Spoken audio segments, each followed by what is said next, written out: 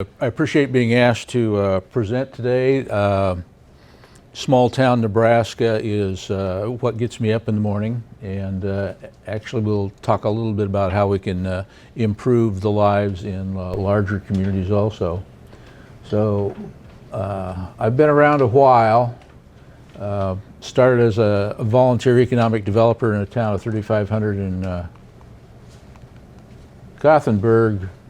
Since that time, I have done primarily tax increment financing and economic development. And just to let you know that I have come over from the dark side, I do sit on a local bank board and am chair of the audit committee, so I know how you think. This is what we're after in all our communities. These are all TIF projects. This is one, it's not the largest one I've done, but it's about the second largest. That is a 2-year-old picture in Grand Island.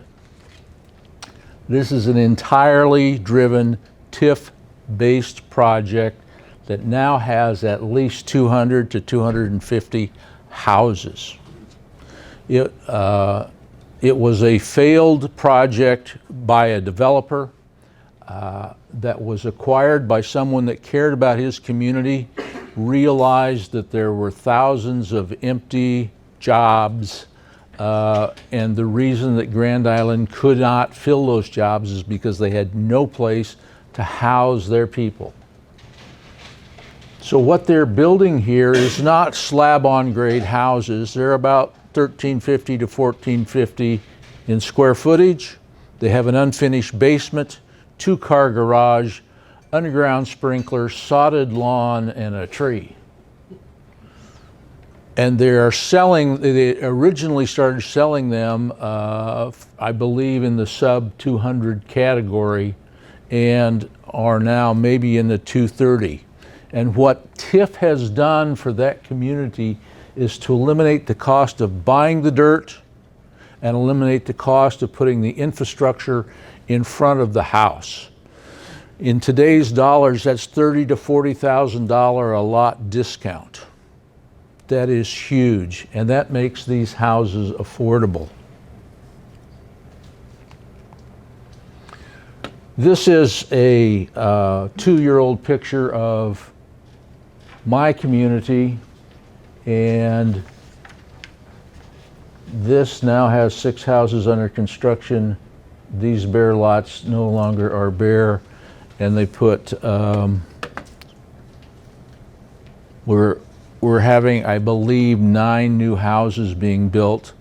These are not TIF houses, but they are being provided by the Community Redevelopment Authority, which is the entity that helps do TIF. And what we decided a number of years ago is that houses weren't being constructed at nearly the pace we needed them to be constructed. So the Redevelopment Authority bought the ground, the city put in the infrastructure, and we tried to pay back the city through the sale of the lots. Houses still were not being built. We had this infrastructure out there, nobody was building the houses. So we gathered the community members together, and we got about 25 people to sign $10,000 guarantees in favor of our local banks that said, we're going to start building houses, and if we lose any money, we're going to all pony up $10,000. Now, I live with a bunch of Germans and Swedes, and you don't talk them into doing that easily. But they did it, and we got 6 houses built the first year. The way we did it was, Mr. Builder, when the certificate of occupancy is completed, we will buy the house from you, and then we will sell it, and if we take a loss, we take a loss. Nobody had to make good on their guarantee, and most, I believe all of the houses were sold prior to the certificate of occupancy. So I really like Mark's comment earlier about the Homestead Act. What we're going to talk today a little bit is how to de-risk housing construction in your community through tax increment financing. TIF, tax increment financing, is a way to capture 15 years worth of real property taxes to help pay for housing. And it can be for rehabilitation and it can be for new build. TIF is administered by a function of the city called a redevelopment authority that is created by ordinance. It can be either the city council sitting as a community development agency or an appointed board. They have the ability to do magic things that cities otherwise cannot do in an area that's declared blighted and substandard. The blighted and substandard comment tends to freak some people out. But I will tell you that the city of Omaha once was going to declare Warren Buffett's house in an area that is blighted and substandard. Now he can afford to put new shingles on. He can afford to have the house painted. Ultimately, Omaha did not do that, but that just shows you that not every structure in the community or in that area has to be ugly. The way you decide that the property is blighted and substandard is you first have a study that is done, you have a hearing before the Planning Commission, you have a hearing before the City Council, you send letters to the taxing entities so that they can weigh in on the issue at that hearing. For first-class cities and larger, you can do up to 35% of your community as blighted and substandard, making all of that area eligible for tax increment financing. And it can include bare areas where you can have a new housing subdivision. The housing subdivision in Grand Island was declared blighted and substandard. So that's how they were able to deploy tax increment financing. If we have a bare lot, it has an existing tax base. If we have a $20,000 valuation on that lot, a 2% tax rate, that piece of property is going to pay $500 in taxes every year. So what TIF does is it captures the increment over and above that base. They freeze the value of the existing base for a 15-year period. So the assessor will not increase the value of that underlying project for 15 years. And so the tax that is levied on that piece continues to go to all of the normal taxing entities. If we build a new house on there, this increment, let's say it's $230,000 house, we can capture the taxes on that for 15 years. So that 15 years worth of taxes is a bondable revenue source.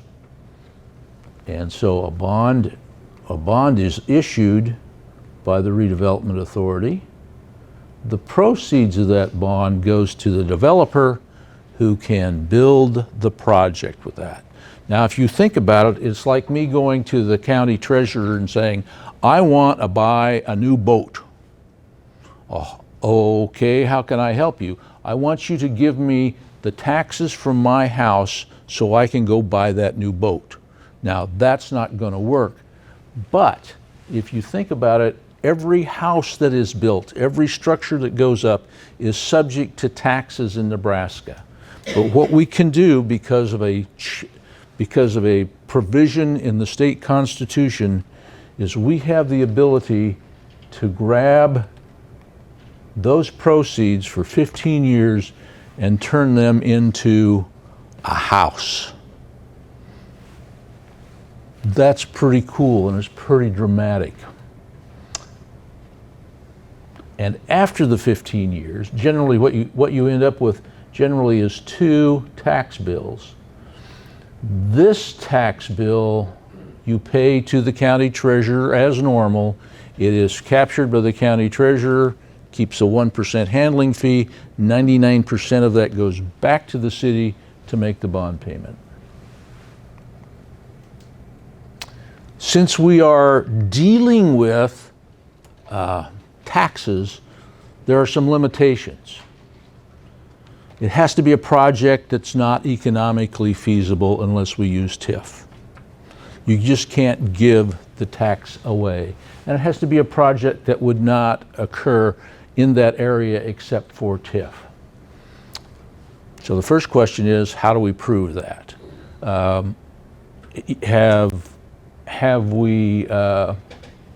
We now have to document it so that if the state auditor comes in, we can show them how we made our decision. For apartments, we can do this not only for single family, but for apartments. We can do it for commercial structures and so forth. For apartments, one of the most recent projects that I worked on is a 48-unit apartment complex in North Platte.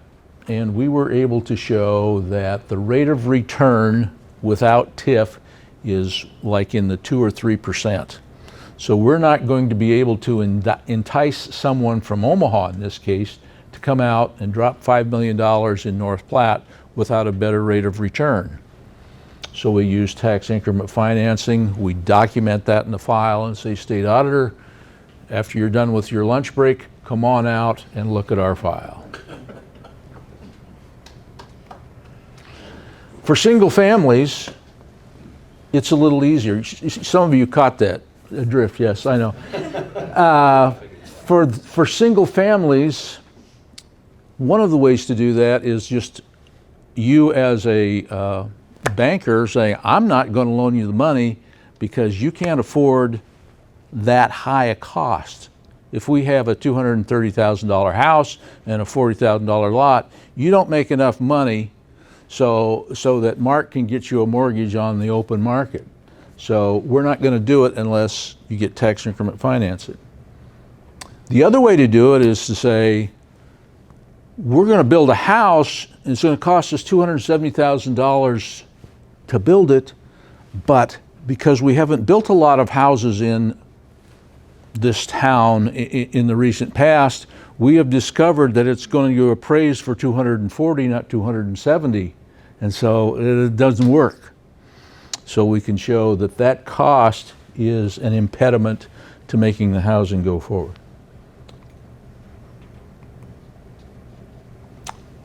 An additional problem is we just can't go grab funds and start using them any way we want to with TIF. There are limits on what we can use those bond proceeds for. Buy the land, do the site prep, put in street, sewer, and water, do sidewalks, you can do planning and architecture.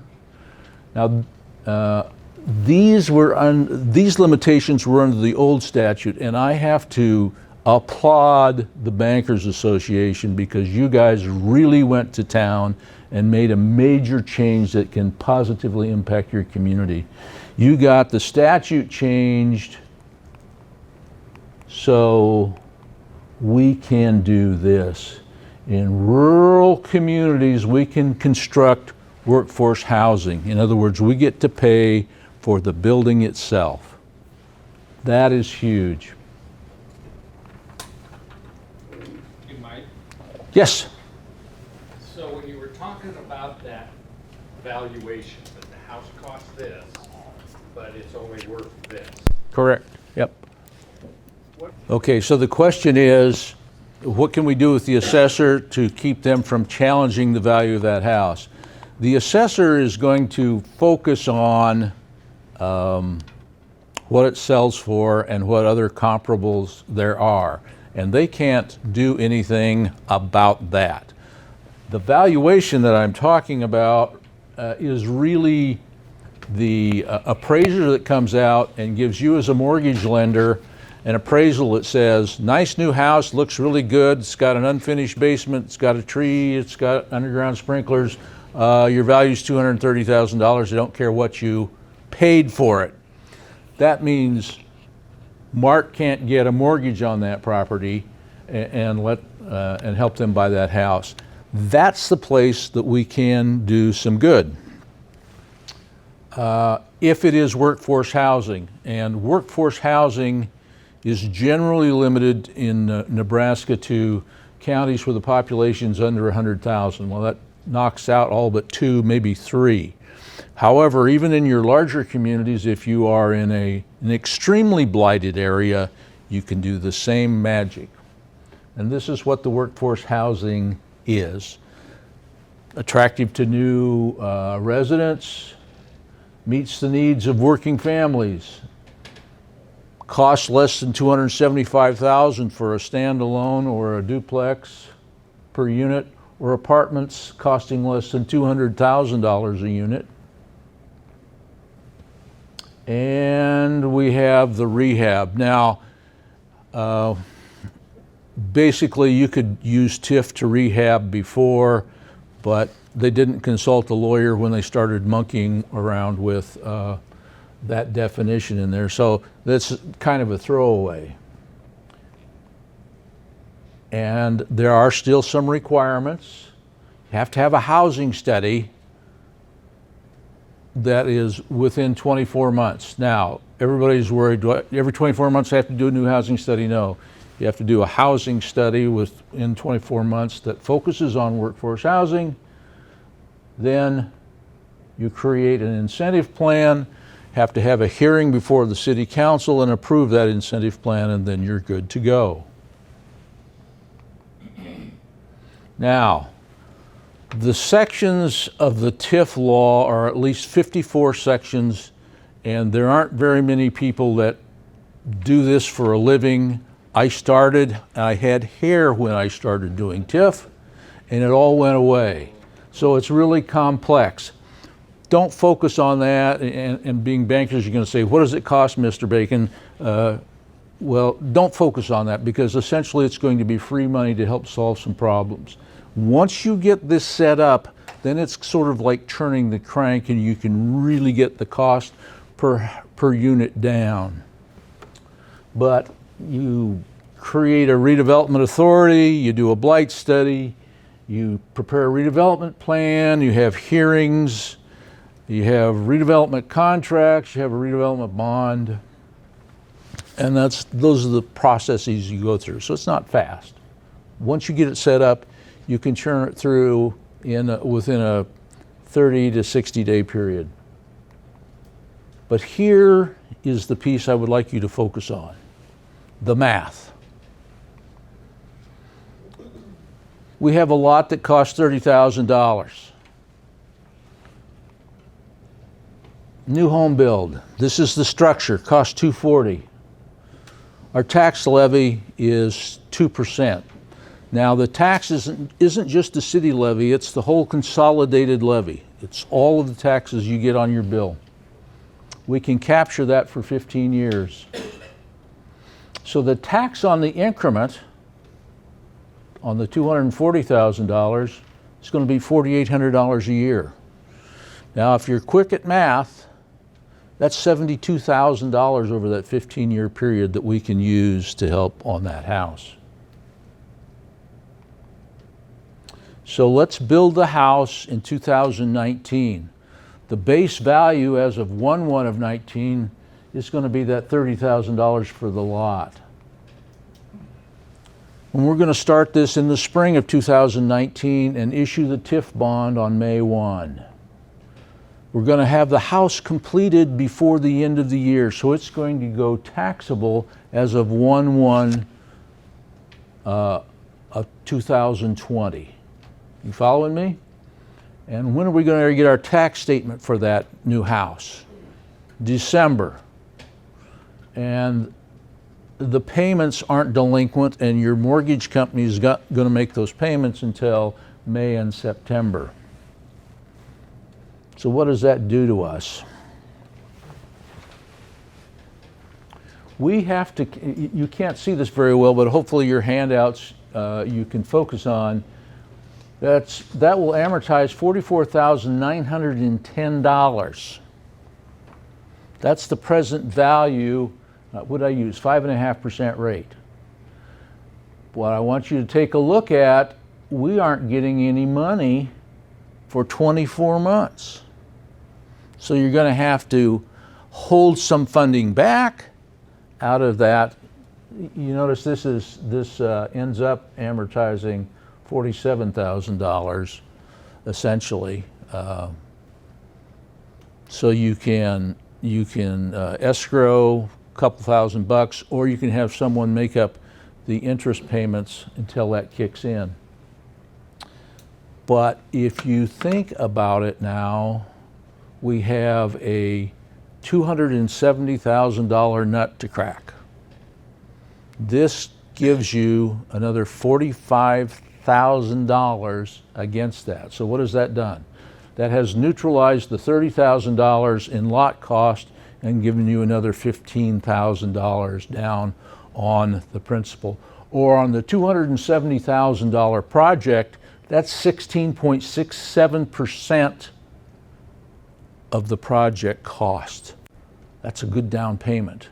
Now, you might think I'm a math whiz because I did that in my head. I actually did that with my HP earlier because I'm not a good math. They wouldn't let me be a banker. I was going to be, my fallback position from being a lawyer was I was going to be an accountant, and boy, am I glad I didn't have to do that. So anyway, this is a huge deal. This is down payment assistance 101. I'm not giving you, Cheryl, when we first started doing these down payment assistance, we thought $10,000 or $15,000 was going to do the deal. Well, that won't even start the pony motor, but $45,000 is a pretty good downstroke. How many houses can you get going if you have that ability? So bankers, let's talk about the bond, because you're going to be the people providing the funding for that $45,000.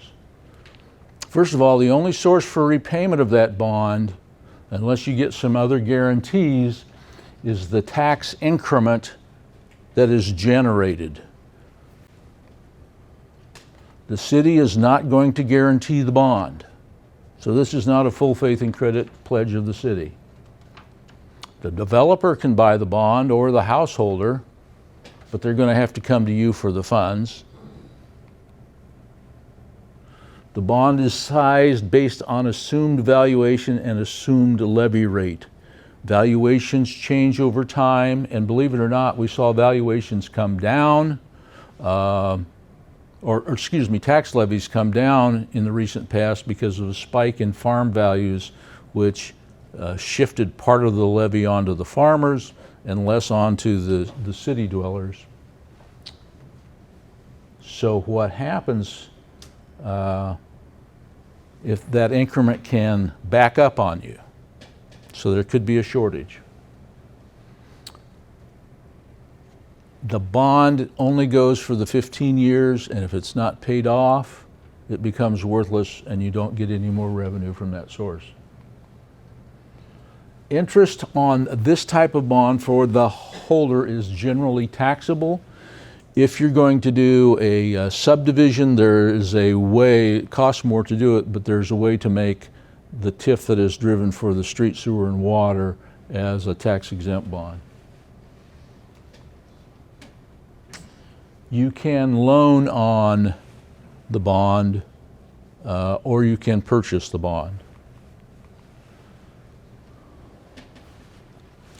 Priority on the TIF is pretty salty because you're getting it from the tax revenue.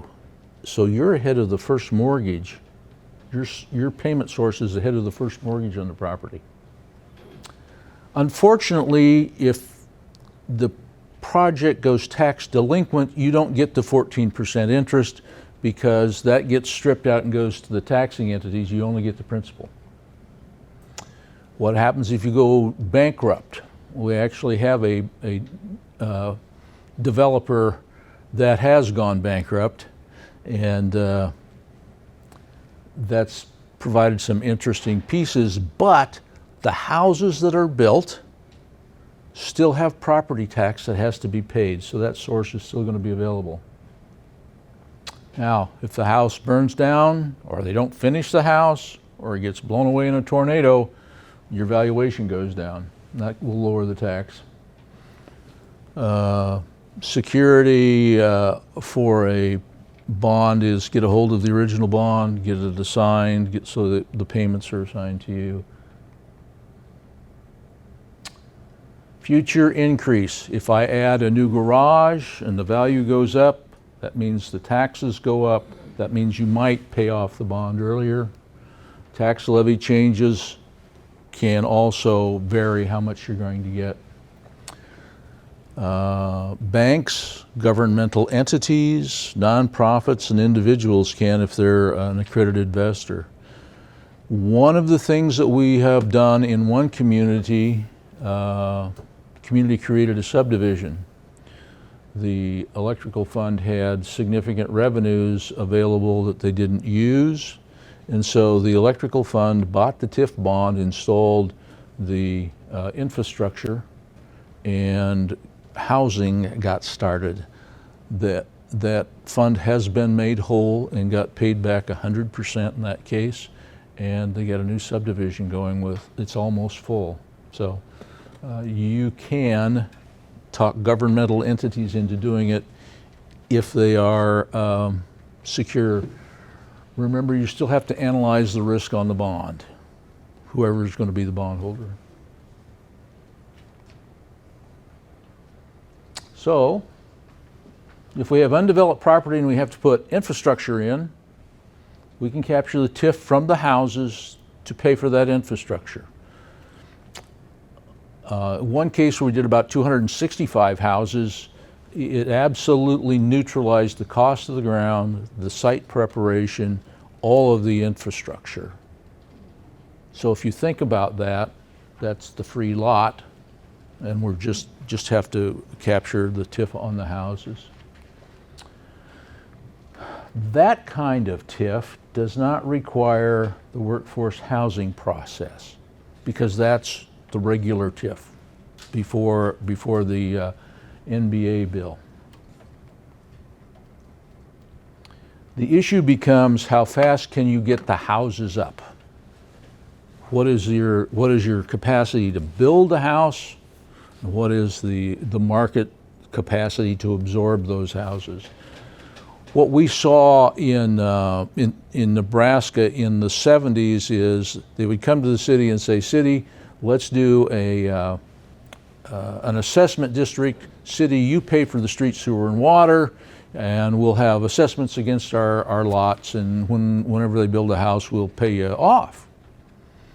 And about the first thing I did as a city attorney in the 70s was foreclose those assessments because nobody was building the houses fast enough. And so all of the cities say, "Owie, owie, owie, that hurts. We're not going to do that anymore. So, Mr. Developer, if you're going to do this, you come in and put in the street, sewer, and water on your nickel, and good luck." And that just brought that development, at least in outstate Nebraska, almost to a screeching halt, because your profit is in the last 2 or 3 lots that you sell, and you better have a market that's going to really drive that velocity.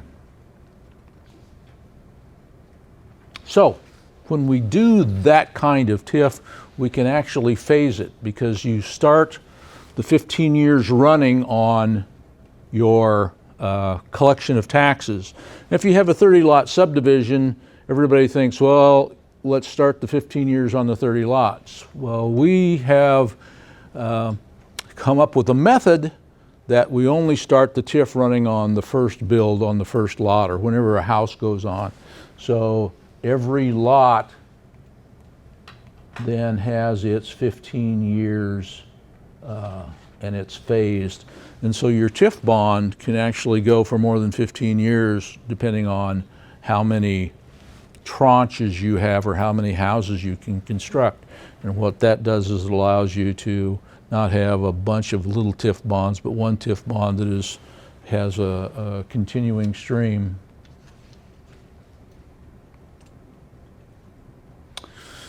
Prior to Bass Pro Shops buying Cabela's out in Sydney, they had a problem of, we've got the worldwide headquarters here, we don't have enough houses. And we had a developer come in and said, I'll build 15 houses year 1 and 15 houses year 2, but I can't keep them affordable, and my banker won't loan me the money for the street, sewer, and water. And so this was many years ago, that's a street in Sydney.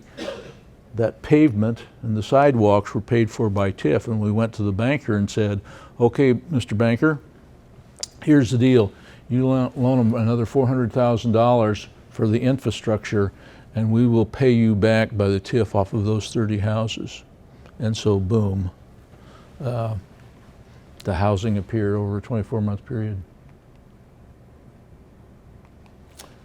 If you have an apartment building, the apartment project that I just worked on in North Platte, and you have some single-family housing in the same area, you get a lot of money off of that $5 million apartment complex. And so that can really kickstart the development. We're doing a project that was approved in, I forget which town, I believe it was Norfolk. Yeah, it was Norfolk. We did apartments, we did duplexes and single families, and so we can afford to put in the infrastructure for a larger area because we're using TIF off of the apartment complex to start driving that higher revenue, and we're able to then put in probably 40 individual houses or duplexes. The workforce housing that we did in North Platte under the old TIF scheme was only going to generate $160,000 for that $5 million apartment complex. Because we used workforce housing in North Platte, we were able to raise that to $850,000, and that got money from the eastern end of the state out to North Platte to invest. They had been trying for 10 years to get that project launched, and it wasn't until the NBA's workforce housing TIF law that they could afford to do it. So North Platte's going to have 48 brand new apartments because of your work.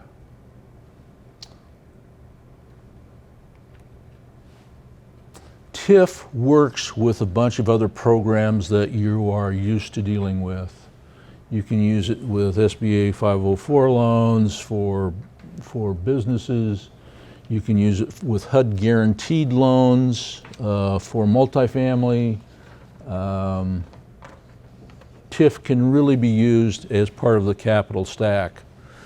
So I'm used to dealing with regulators, and we have had no issue with the regulators on any of these projects so far. Obviously, you don't loan 100% of the TIF bond, you back it off, maybe 20%, to make sure that you're not 100% finance or 110% financing that. But it's really part of the capital stack, and I can argue that you ought to count that as equity for your builder if they don't already have sufficient funding. Okay, let's see. Now, in addition to TIF, the Redevelopment Authority has magic powers that can also be deployed to make your project go faster or more financially secure. The CRA itself has the ability to put in infrastructure and develop lots. The city has the authority to grant to the Redevelopment Authority funds to do that. So the city can't use tax dollars to do it itself, but it can provide funding to the Redevelopment Authority, which has special license and statutory ability to use those funds and do the subdivision. The CRA is given the authority to use its money and TIF dollars to make grants. This is a public entity that can use tax dollars to make grants for housing, for rehabilitation, for street, sewer, and water, for parks, sidewalks, lighting, and so forth. The CRA has taxing ability, 2.6 cents per $100 of valuation. In some of your larger cities, that can amount to a lot of money, and you can use that unrelated to TIF to make your projects go forward. CRA can even acquire non-blighted areas and treat it as a redevelopment project, but you can't TIF outside of non-blighted areas, but you can deploy those other tax dollars there. So think about that. You've already used, you don't have any open fields in your blighted areas. You can have them go to a non-blighted area in your community if you follow the rules and regulations of the TIF statutes. And the CRA can make loans, including revolving loans, and they're not required to make them at market rate. They can sell real estate at less than fair market value. Let that sink in and think about the power that you have if your community is willing to do it. Some examples of where we've used the CRA and TIF. A local nonprofit will provide free lots to generate some housing. TIF is used to build the housing and lower the cost. That's one. City installs streets and the city issues a bond to do that. TIF is used to repay the city. Nonprofit allows spec to build, a developer to build on a lot that the nonprofit owns. Don't take the money until the house sells. TIF pays for the lot. Builder is given the TIF to absorb the cost of building the spec house. CRA contracts to buy the spec house for cost when it's built. What does that do? That de-risks the builder's product. I'm going to make my profit. I've got a guaranteed sale. I don't have to pay the taxes. I don't have to pay the continuing interest. Wow. Nonprofit contracts to buy the spec house, completely eliminating the risk. TIF absorbs any loss on the resale of the house. I can argue with you that I can take a $25,000 loss on every house that is built, and within 5 years I'm made whole because the taxes on the house and the new wages in the community is going to more than make up for that. I have seen the free lots process work. It is not, the CRA can actually give lots away. That doesn't drive a lot. It's very difficult to sell lots. It's a whole lot easier to sell houses. Okay. Tax credit works with TIF. Tax credit has a discount in assessment, probably between 25 and 30% or 33% of the normal assessment, but you can use TIF with tax credit projects.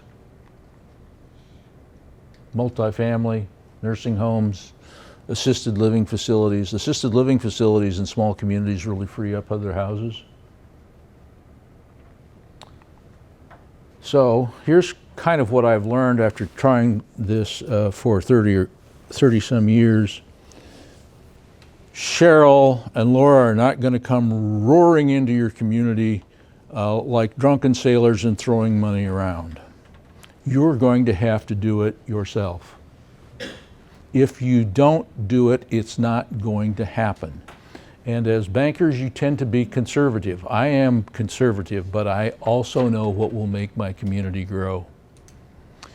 I started doing volunteer economic development in 1987. And I thought for my community to grow, all I had to do was to chase smokestacks and create the jobs. And I was wrong. You cannot build your community without rooftops. It cannot be done. And I will tell you, I've been in 80 communities across this state working on hundreds of TIF projects, and I've gone to do dog and pony shows in front of a lot of towns and says, hey mister, how do we build our town? And it requires rooftops. You don't need $250,000 to build a house and try and sell it. All you need is the amount of money that will pay for the interest and absorb any loss in marketing that. And if you really, really lose your fanny the first time, don't do it again. But I would tell you, if you lose 10%, do it again. Build a house. A couple of years ago, I was at a NIFA conference, and I just got kind of red-faced. Build a house. Build a house. Build a house. That is changing from what you're currently doing, which is sitting on the bank and watching the water go by on the river. Get in the canoe, paddle upstream, build a house. Get the people together and build a house.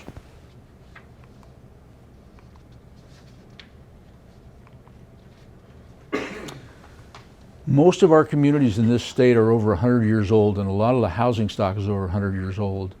We knock down 2 or 3 houses a year in Gothenburg because they're no longer fit for habitation. If we only build 6, we're not gaining very much. And if 1% of your housing stock becomes unusable every year, think about how many houses that is in your particular community. That can be a lot. So building 1 or 2 is not a victory.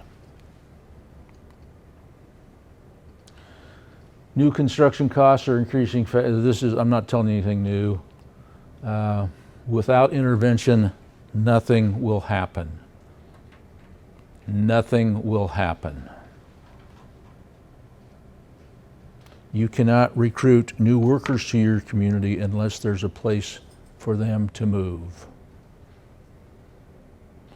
I have seen way too many towns where the new school teacher has to drive 20 minutes from 3 communities over to live in a crappy basement or in someone's house that was built in the early 1900s. That's just wrong. That they're not going to spend their wages in your community. They're not going to, be in the church in your community. They're not going to coach Little League in your community, so forth.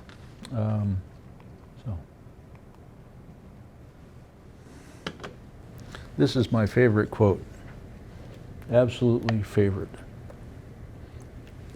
You as bankers are leaders in your community because you sit on the capital. And everybody has to come to you. So through your leadership, you can make a change.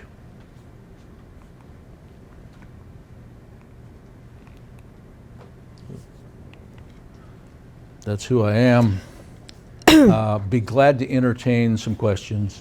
This is a high level, how to do TIF. It really makes a huge impact in your community. I'm over time, but I will tell you, yes, sir. So if you have 30 lots that you want to develop spare ground, to figure out the value of that future income stream on the TIF, you just take each lot and you presume you're going to build a certain value home on it and then do a percentage of that? Or do you take a certain percentage of the 30 lots and say we're only going to look at doing 20? Or I'm just curious how do you do it? How the math goes. Okay, how the math works on a 30-lot subdivision. Get your city engineer to give you an estimate of what it's going to take to put in the infrastructure. You know what your price of your dirt is. Then it is, what price of house are you going to build and how many are you going to build in year 1, year 2, year 3, year 4. Put it on a spreadsheet. Here is how many we're going to do year 1, how many we're going to do year 2, how many we're going to do year 3. Figure out what is the assessed valuation that's going to go on in year 1, year 2, year 3, year 4, and that is your income stream. You poke it into an amortization schedule and you get an estimate of your TIF bond. I can show you, sit down with you after the meeting to do that. So the issue becomes, how do you de-risk that? One of the ways is have the CRA or the local government intervene and have them de-risk it by putting in the infrastructure. And if the TIF doesn't come fast enough, then the local taxpayer helps support that. And remember, you're going to have a 24-month nothing's happening in terms of cash flow, but it works. It works. Any other questions? Yes, Mark? So, Mike, I heard you say about you got that gross cash flow number Right. that you see coming. What do you typically see, or do you have it for people underwriting these? What's that discounting? I heard you say 80%, but can you just expand on that a little bit? Sure. If to build our estimate of the TIF value, to size the TIF bond, we are assuming a valuation, and we could assume wrong. Hopefully your local assessor will give you a pretty good heads up. We are assuming that the assessment does not change over a decade and a half, and we are assuming that the tax rate is going to be relatively level over those 15 years. None of those three items is true.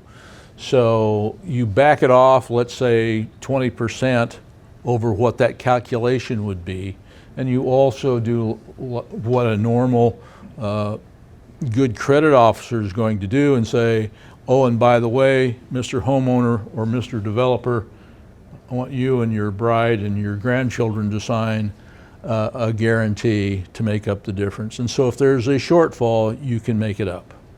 So almost a contingent liability. Yes. There's a level of Yes, recourse. yes. Contingent liability, correct.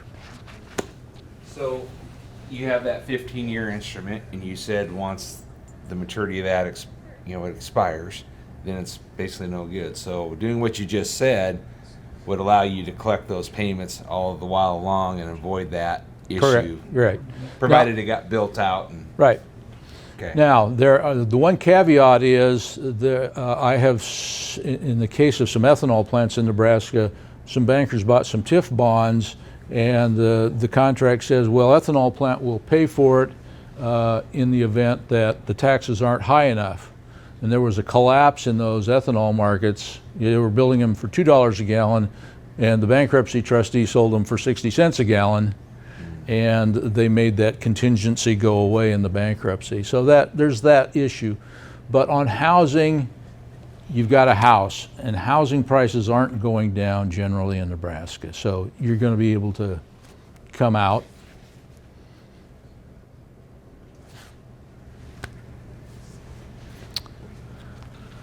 Thank you.